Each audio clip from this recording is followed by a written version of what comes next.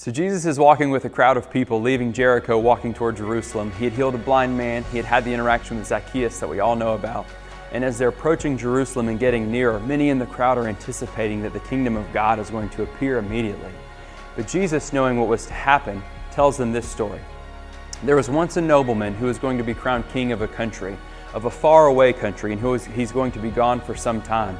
And so he calls forth 10 of his servants before he leaves, and to each of them he gives a mina. He entrusts something with them to have and to do business with during his absence.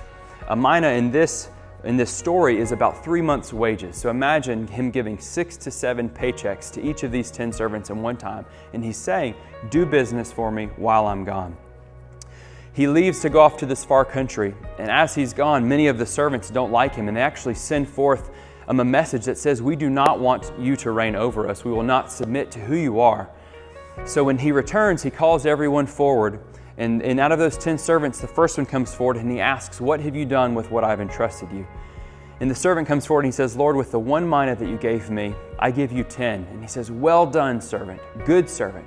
With the little that I have given you, you have brought forth much. You are being found faithful with what I have given you. And so to that I give you the rule and the authority over 10 cities. The second servant comes forward and he says, Lord, with the 1 that you gave me, I bring forth 5. And he says, well, then to you I give the rule of 5 cities. A third servant walks forward and says, Lord, the 1 mina you gave me, I actually tucked away in a handkerchief and kept safe. Because you are a severe man, you reap what you do not sow, and you withdraw from what you do not deposit. And so I was scared to make a mistake with what you had given me, and I didn't do anything with it.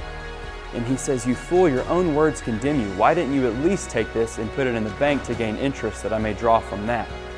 Telling those around him, he says, take from him the 1 mina he has and give it to the one who has 10.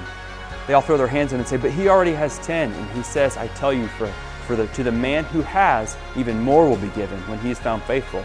But for the one who has not, all that he has will be taken away. The ones who said that they did not want him to rule over him were his enemies, and he drew them forth.